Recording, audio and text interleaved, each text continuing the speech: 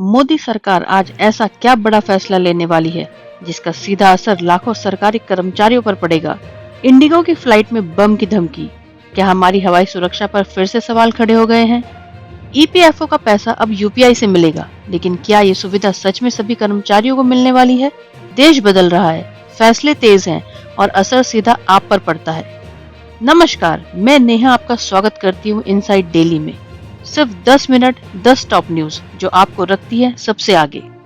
आज की top headlines है, प्रधानमंत्री मोदी की असम यात्रा और काजीरंगा एलिवेटेड कॉरिडोर की आधारशिला।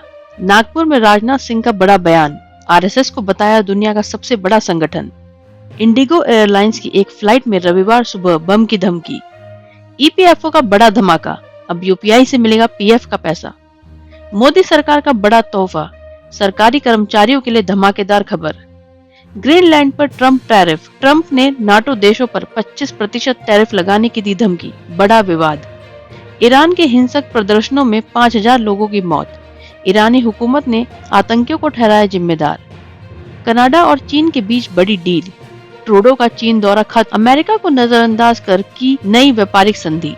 चलिए रुक करते हैं अपनी पहली खबर पर। प्रधानमंत्री मोदी की असम यात्रा और काजीरंगा एलिवेटेड कॉरिडोर की आधारशिला। असम में विकास का महाकुंभ, काजीरंगा एलिवेटेड कॉरिडोर और अमृत भारत ट्रेनों की सौगात, बदल जाएगी नॉर्थ ईस्ट की तस्वीर। प्रधानमंत्री नरेंद्र मोदी ने आज असम के कलियाबोर में एक ऐतिहासिक परियोजना की नींव रखी है। इस परियोजना का नाम है काजीरंगा एलिवेटेड कॉरिडोर, जो विकास और पर्यावरण संरक्षण का एक अनूठा उदाहरण है। पीएम मोदी ने लगभग 6,957 करोड़ रुपए की लागत वाली इस महापरियोजना का भूमि पूजन किया। यह कॉरिडोर केवल एक सड़क नहीं है, बल्कि काजीरंगा के वन्य जीवों के लिए जीवनदान साबित होगा। इसका सबसे प्रमुख आकर्षण 35 किलोमीटर का लंबा एलिवेटेड वन्य जीव कॉरिडोर है। यह भारत का सबसे संवेदनशील और पारिस्थितिक रूप से महत्वपूर्ण सड़क अपग्रेड में से एक है। काजीरंगा यूनेस्को विश्व धरोहर स्थल है, जिसे पीएम मोदी ने असम की आत्मा बताया है। मॉनसून के दौरान जब ब्रह्मपुत्र का पानी पार्क में भरता है, वन्य जीव ऊंचे स्थानों की ओर जाते हैं। इस समय जानवरों को नेशनल हाईवे पार करना पड़ता है, जहां वे सड़क हादसों का शिकार हो जाते हैं। 35 किलोमीटर का यह एलिवेटेड हिस्सा गाड़ियों को जंगल के ऊपर से गुजारेगा, जबकि जानवर नीचे से स्वतंत्र रूप से आ जा सकेंगे। विशेष रूप से एक सींग वाले गैंडों, हाथियों और बाघों के लिए सुरक्षित गलियारा बनेगा। कॉरिडोर के निर्माण में आधुनिक इंजीनियरिंग तकनीक ईपीसी मोड का उपयोग किया जा रहा है। इसमें पारंपरिक अंडरपास के बजाय खुले ग्राउंड स्ट्रक्चर दिए गए हैं, ताकि जानवरों को संकरे रास्तों का डर न रहे। यह कॉरिडोर नगांव, कार्बी आंगलोंग, गोलाघाट जिलों से होकर गुजरेगा। इसके साथ ये परियोजना अरुणाचल प्रदेश के साथ भारत के सामरिक संपर्कों को भी मजबूत करेगी। इस प्रोजेक्ट में जाखलाबंदा और बोकाखत जैसे शहरों को भीड़भाड़ से बचाने के लिए 21 किलोमीटर लंबे बाईपास शामिल हैं। पीएम मोदी ने कहा कि प्रगति और प्रकृति एक साथ चल सकते हैं।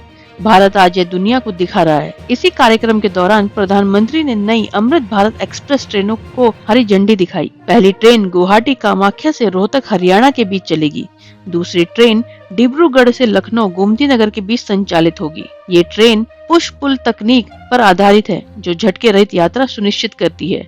अमृत भारत ट्रेनों में 22 कोच होंगे और ये 130 किलोमीटर प्रति घंटे की रफ्तार तक दौड़ सकती है। यात्रियों के लिए इनमें mobile charging points, foldable snack table और बायो वैक्यूम टॉयलेट जैसी सुविधाएं हैं। पीएम मोदी ने वंदे भारत स्लीपर ट्रेन की भी घोषणा की, जो गुवाहाटी को कोलकाता से जोड़ेगी। उन्होंने असम के संरक्षण प्रयासों की सराहना करते हुए बताया कि 2025 में गैंडों के अवैध शिकार की कोई घटना नहीं हुई। पीएम ने काजीरंगा के बढ़ते पर्यटन पर जिक्र किया, जिससे स्थानीय युवाओं को होम स्टे और गाइड के रूप में रोजगार मिल रहा है। चलिए रुक करते हैं अब अपनी अगली खबर पर। नागपुर में राजनाथ सिंह का बयान, आरएसएस को बताया दुनिया का सबसे बड़ा संगठन। रक्षा क्षेत्र में आत्मनिर्भरता पर जोर। आज रक्षा मंत्री राजनाथ सिंह नागपुर के महत्वपूर्ण दौरे पर रहे। 16 इंडस्ट्रीज इंडिया द्वारा निर्मित मध्यम क्षमता वाले गोला बारूद संयंत्र का उद्घाटन किया गया और भारत की रक्षा ताकत का जायजा लिया। नागपुर में उन्होंने आरएसएस को दुनिया का सबसे बड़ा संगठन बताते हुए उनकी प्रशंसा की। राजनाथ ने कहा कि रक्षा उत्पादन के मामले में हम सही दिशा में आगे बढ़ रहे हैं। उन्होंने आत्मनिर्भर भारत के तहत स्वदेशी हथियारों के निर्माण पर जोर दिया। नागपुर की इसी धरती पर आरएसएस का जन्म हुआ था और राजनाथ सिंह ने इसे राष्ट्र निर्माण का केंद्र बताया। सोलर फैक्ट्री में अत्याधुनिक गोला बारूद और हथियारों का निर्माण किया जा रहा है। रक्षा मंत्री ने कहा कि भारत अब केवल आयात तक नहीं बल्कि एक निर्यातक देश बन रहा है। उन्होंने प्राइवेट सेक्टर की भागीदारी को रक्षा क्षेत्र के लिए महत्वपूर्ण बताया। नागपुर दौरे के दौरान उन्होंने कई रक्षा वैज्ञानिकों और उद्योगपतियों से मुलाकात की। राजनाथ सिंह ने कहा कि वैश्विक स्तर पर भारत की साख तेजी से बढ़ रही है। उन्होंने आरएसएस के स्वयंसेवकों द्वारा किए जा रहे सामाजिक कार्यों की भी सराहना की। मंत्री ने स्पष्ट किया कि राष्ट्रीय सुरक्षा के साथ कोई समझौता नहीं किया जाएगा। सोलर फैक्ट्री में उन्होंने नई मिसाइल प्रणालियों को और रॉकेट के प्रोटोटाइप का भी निरीक्षण किया। उन्होंने कहा कि मेक इन इंडिया अब रक्षा क्षेत्र में हकीकत बन चुका है। नागपुर को उन्होंने रक्षा विनिर्माण का उभरता हुआ हब बताया। इस दौरे को राजनीतिक गलियारों में विचारधारा और विकास के संगम के रूप में देखा जा रहा है। राजनाथ सिंह ने विश्वास जताया कि भारत जल्द ही दुनिया की शीर्ष सैन्य ताकतों में अग्रणी होगा। उन्होंने सीमा सुरक्षा के लिए तैनात जवानों का मनोबल बढ़ाते हुए स्वदेशी तकनीक की अहमियत बताई। चलिए रुक करते हैं अब अपनी अगली खबर पर। इंडिगो एयरलाइंस की एक फ्लाइट में रविवार सुबह बम की धमकी।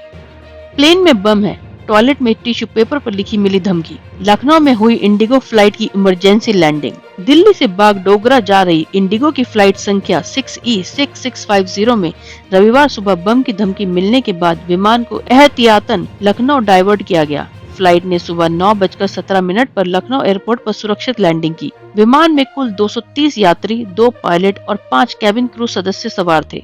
इंडिगो एयरलाइंस के अनुसार तय सुरक्षा प्रक्रिया के तहत तुरंत संबंधित सुरक्षा एजेंसियों को सूचना दी गई और विमान को लखनऊ उतारा गया। एयरलाइन ने अपने बयान में कहा कि वह जांच में पूरी तरह सहयोग कर रही है और यात्रियों की सुविधा के लिए आवश्यक इंतजाम किए जा रहे हैं।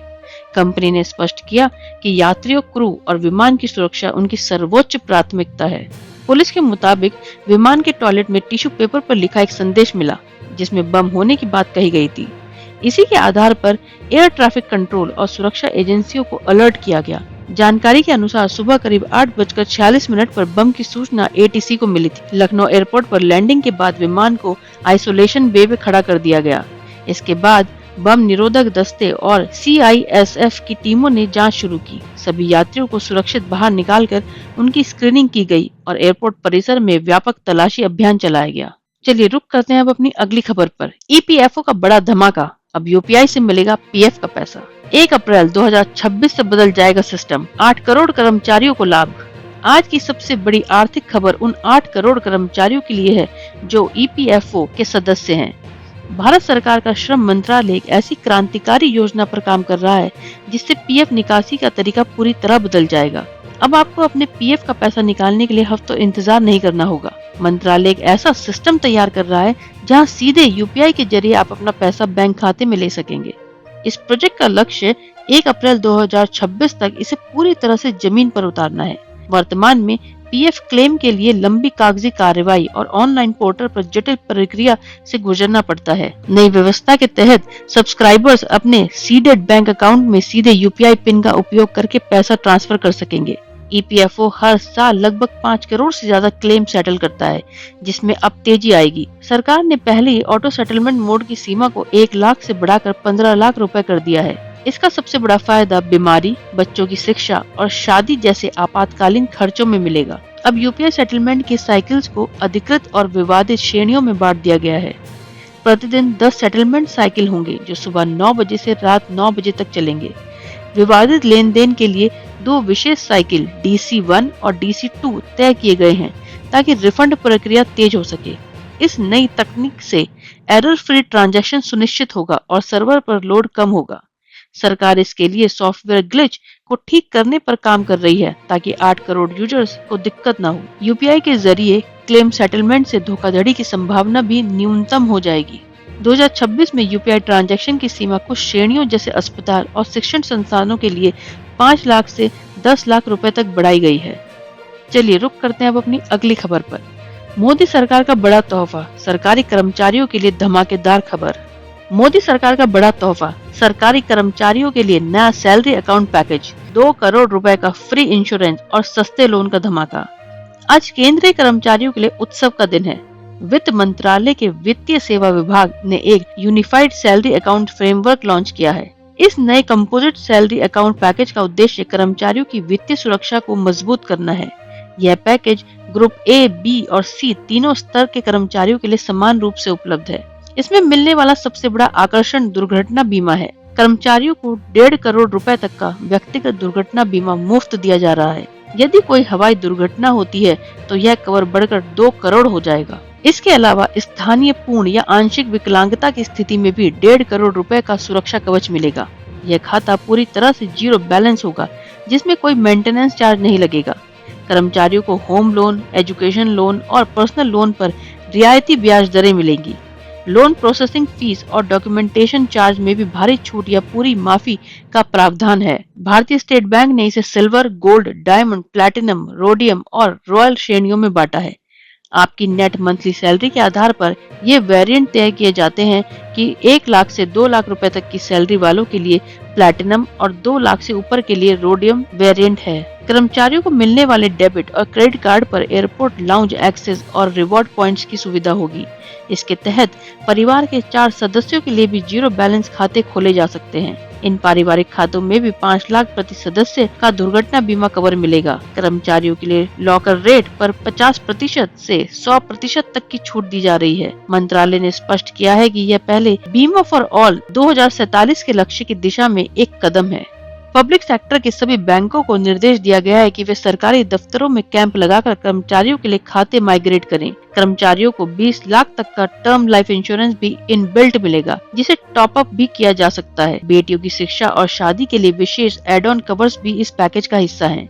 ये पैकेज पीएनबी और बैंक ऑफ बड़ौदा जैसे अन्य सार्वजनिक बैंकों में भी समान लाभों के साथ उपलब्ध है। चलिए रुक करते हैं अब कुछ अंतर्राष्ट्रीय खबरों पर। ग्रीनलैंड पर ट्रम्प टैरिफ। ट्रम्प ने नाटो देशों पर 25% टैरिफ लगाने की दी धमकी।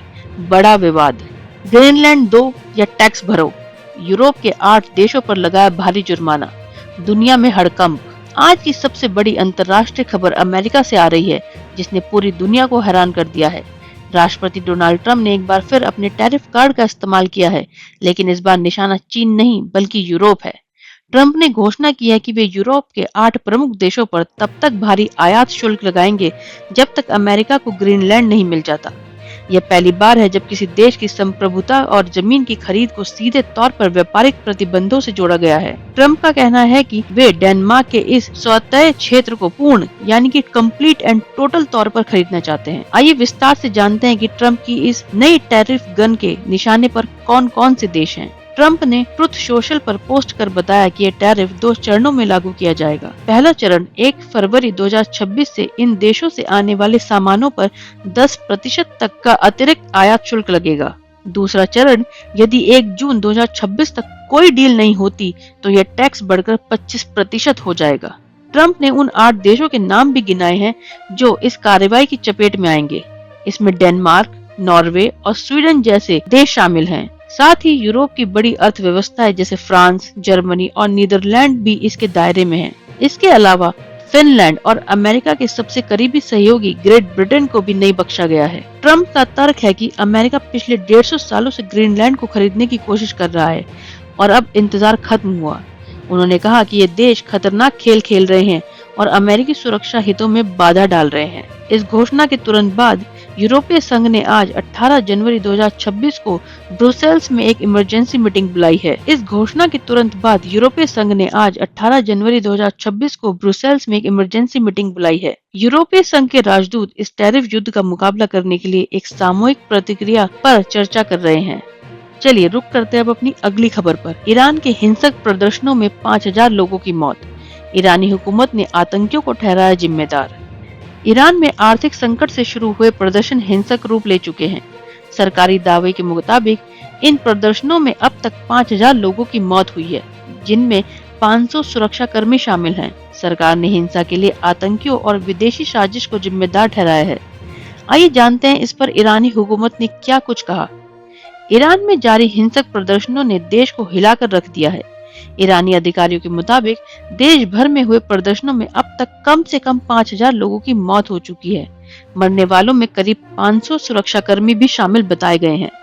सरकार ने आरोप लगाया है कि इन घटनाओं के पीछे आतंकवादी और हथियारबंद दंगाई हैं, जिन्होंने आम नागरिकों को निशाना बनाया। ईरानी अधिकारी के अनुसार ये प्रदर्शन 28 दिसंबर को आर्थिक बदहाली, महंगाई और बेरोजगारी के विरोध में शुरू हुए थे। शुरुआत में लोग रोजमर्रा की परेशानियों को लेकर सड़कों पर उतरे थे, लेकिन 2 हफ्तों के भीतर हालात तेजी से बिगड़ गए और आंदोलन ने राजनीतिक रूप ले लिया।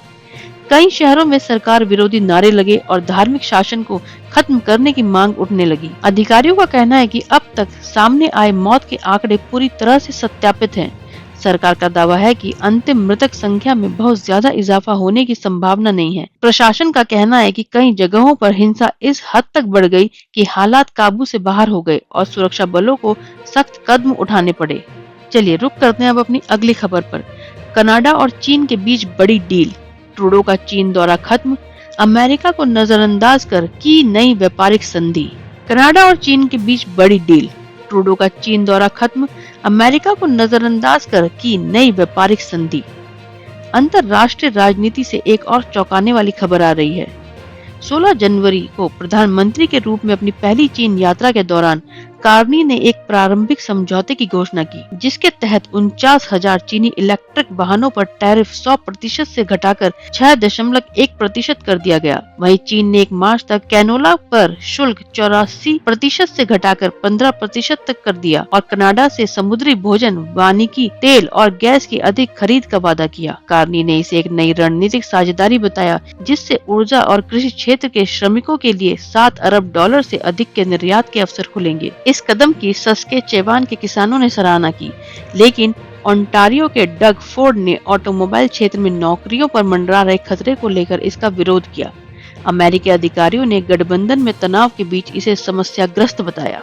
इस दौर में व्यापार और टैरिफ में कमी को लेकर कई बड़े समझौतों पर हस्ताक्षर किए गए। ट्रूडो का यह कदम अमेरिका की नई टैरिफ नीतियों के जवाब के रूप में देखा जा रहा है।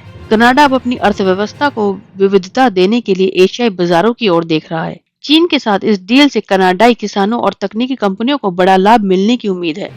हालांकि इस दौरे की आलोचना भी हो रही है कि कनाडा मानवाधिकारों के मुद्दे पर झुक गया है। व्यापार समझौतों के तहत समुद्री उत्पादों और खनिज संसाधनों के निर्यात पर टैरिफ कम किए गए हैं। बीजिंग में हुए इस सम्मेलन में दोनों देशों के बीच व्यापारिक विश्वास बहाल करने पर जोर दिया गया। विशेषज्ञों का मानना है कि यह G7 देशों के भीतर एक नई दरार का संकेत हो सकता है। अमेरिका ने इस दौरे पर अभी तक कोई आधिकारिक प्रतिक्रिया नहीं दी है। कनाडा की ऑटोमोबाइल और टेक सेक्टर की कंपनियों ने इस डील का स्वागत किया है। Thank you for watching us. आपका दिन मंगलमय हो।